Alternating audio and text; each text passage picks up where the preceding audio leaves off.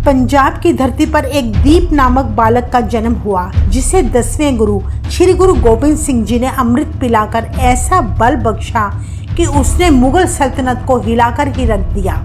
वह वीर योद्धा थे बाबा दीप सिंह जी। बाबा दीप सिंह जी को गुरु गोबिंद सिंह जी ने जालिम मुगलों के साथ लड़ने वाला एक शक्तिशाली योद्धा बनाया था।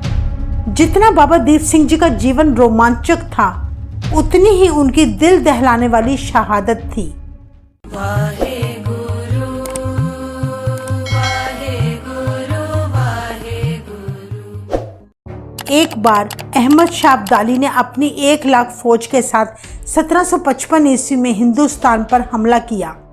उसका उद्देश्य भारत पर जीत हासिल करना नहीं था, बल्कि भारत से सोना, चांदी, हीरे जवाहरात और बेशकीमती सामान लूटकर अपने देश काबुल ले जाना था, ताकि वे अपने देश को अमीर बना सके। साथ ही भारत से वह लड़कियों, स्त्रियों और बच्चों को भी लूटकर अपने देश ले जाया करता था, जहां जाकर वह उन सभी को अपना गुलाम बनाता, फिर उन्हें बाजारों में नीलाम कर देता। उसने दिल्ली को लूटने के बाद भारत के बहुत से शहरों को भी लूटा।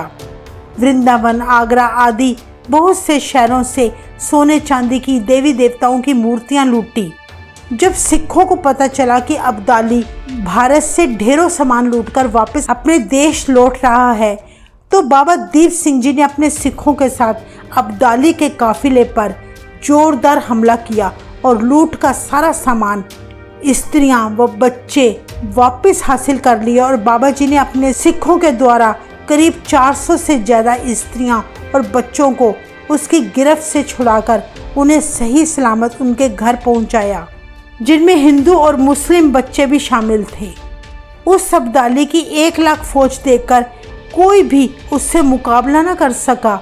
राजपूत और मराठे खत्रियों ने भी कोई प्रयास न किया। उस समय काम आए तो केवल गुरु गोबिंद सिंह जी के संत सैनिक। यहाँ पर एक बात ध्यान देने योग्य है कि बाबा दीप सिंह जी के सिख गिनती में कुल 2000 थे, जबकि अब्दाली की फौज 1 लाख थी। अब्दाली का काफिला करीब 3 से 4 किलोमीटर लंबा था। बाबा जी के सिख आधी रात को जब अब्दाली फौज के साथ आराम करने के लिए रुकता, तो हमला कर दिया करते और लूट का सारा सामान अपने कब्जे में ले लिया करते। जब अब्दाली को पता चला तो वह बड़ा हैरान होकर अपने सैनिकों से पूछने लगा कि हिंदुस्तान में अभी भी कोई ऐसा सूरमा बचा है जो अब्दाली के लूटे हुए माल को लूट कर ले जाए। बाबा दीप सिंह जी ने अपने सिखों के साथ 4 बार अलग अलग स्थानों पर उसके काफिले पर हमला किया और तब जाकर बाबा जी उससे लूट का सारा सामान हासिल कर पाए। सिखों द्वारा बार बार हमला होने के कारण अब्दाली तब इतना डर गया कि वह बिना कहीं रुके सीधा लाहौर चला गया। हम आपको बताना चाहेंगे, बाबा दीप सिंह जी के जत्थे के साथ जस्सा सिंह आलूवालिया का जत्था भी शामिल था, जिसने हजारों अफगान सैनिकों को मौत के घाट पहुंचाया। लाहौर पहुंचकर अब्दाली को जब पता चला कि जिन लोगों ने उसके काफिले पर हमला किया था वे कोई लुटेरे नहीं थे, बल्कि गुरु गोबिंद सिंह जी के सिख थे, जिन्होंने गुरु का अमृत पिया था। और उस अब्दाली को यह भी खबर मिली कि अमृतसर में एक ऐसा सरोवर है जिसका अमृत पीकर ये मुर्दे भी फिर से जी उठते हैं। अब्दाली ने तब अपने बेटे तैमूर को लाहौर का सूबेदार बना दिया और उसे हुक्म दिया कि अमृतसर का सरोवर जल्द से जल्द मिट्टी से भर दिया जाए और सिखों को ढूंढ ढूंढ कर मारा जाए, ताकि ना उनका कोई सरोवर हो और ना ही वे अमृत पी सके। तैमूर ने तब अपने एक खास आदमी जहान खां को आदेश दिया कि वे अमृतसर के सरोवर को मिट्टी से भर दे। इस काम के लिए 1757 ईस्वी में जहान खां को एक बड़ी फौज देकर तैमूर ने उसे अमृतसर भेजा। उस समय बाबा दीप सिंह जी दमदमा साहिब में सिखी का प्रचार करने के लिए रुके हुए थे। जब बाबा जी को जहान खां की करतूत पता चली तो उन्होंने सभी सिखों को अपने साथ लिया और अमृतसर के लिए निकल पड़े। रास्ते में वे तरन तारण रुके, जहां हजारों की गिनती में सिख नौजवान उनकी फौज में शामिल हो गए। बाबा दीप सिंह जी ने तब तरन तारण गुरुद्वारे में जाकर माथा टेका और निरंकार के आगे अरदास की कि हम सब अमृतसर को उन काफिरों से आज़ाद करा सके। तब बाबा जी ने एक लंबी रेखा खींचते हुए कहा कि जिस सिख को शहीदी परवान है वे इस रेखा को पार करके मेरे साथ अमृतसर चले और बाकी वापस अपने घरों को लौट जाएं। कहते हैं तब कोई भी सिख वापस ना गया और सभी सिख रेखा पार करके बाबा दीप सिंह जी के साथ मिलकर जहान खां के साथ युद्ध लड़ने के लिए निकल पड़े। उस समय बाबा जी की उम्र करीब 75 साल की थी। इतनी उम्र होने के बावजूद भी उनके अंदर का जोश जवानों वाला था। जहान खां जो अमृतसर में अपना अधिकार जमाए बैठा था, जब उसे पता चला कि हजारों की गिनती में सिख बाबा दीप सिंह जी के नेतृत्व में एक बड़ी फौज के रूप में अमृतसर को आज़ाद करवाने आ रहे हैं, तो वह 20,000 फौज को लेकर सिखों के हमले को रोकने के लिए वहां खड़ा हो गया, जबकि सिखों की कुल संख्या 5,000 थी।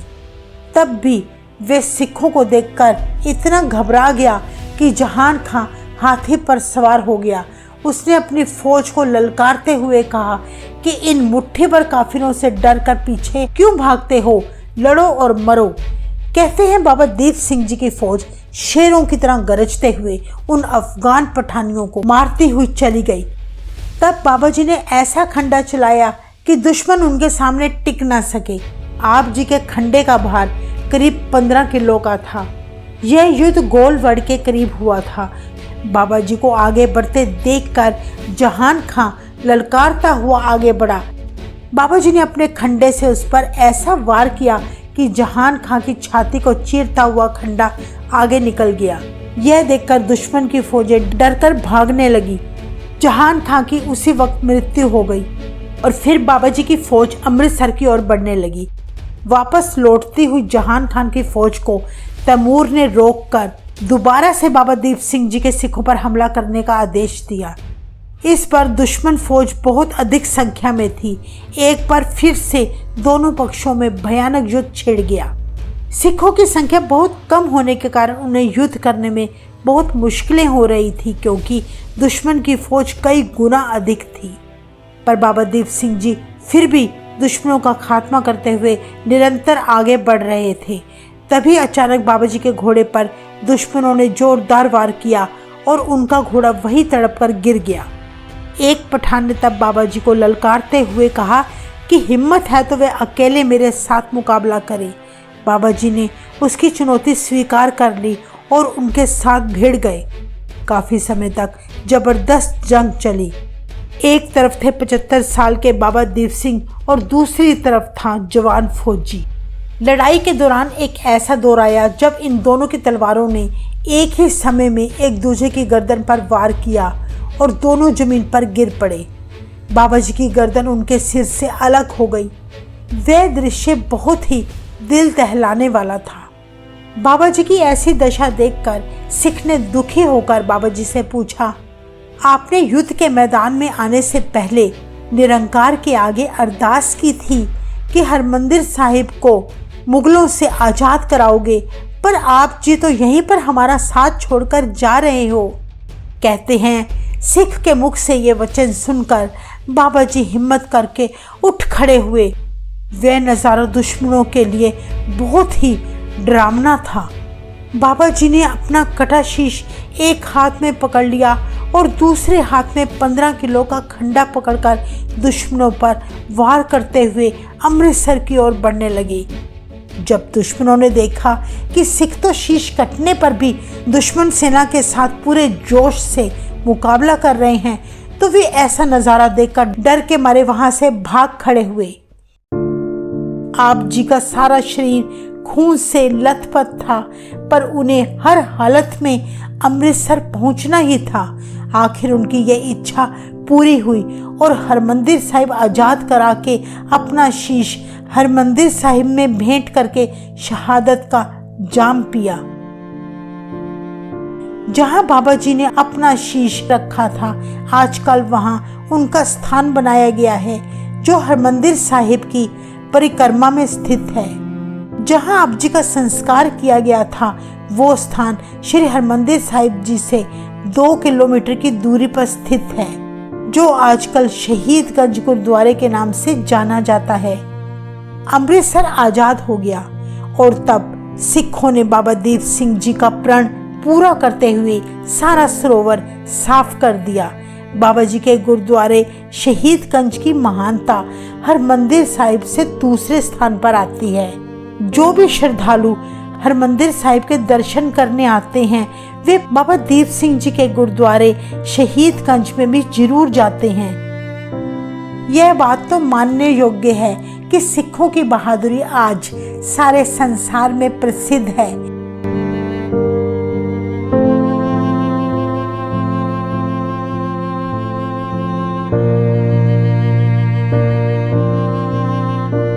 पर ऐसा बहादुर योद्धा बहुत कम मिलता है जो अपना स्वार्थ ना सोचकर दूसरों की भलाई करने के लिए अपने आप को कुर्बान कर दे। वाहेगुरु जी का खालसा, वाहेगुरु जी की फतेह।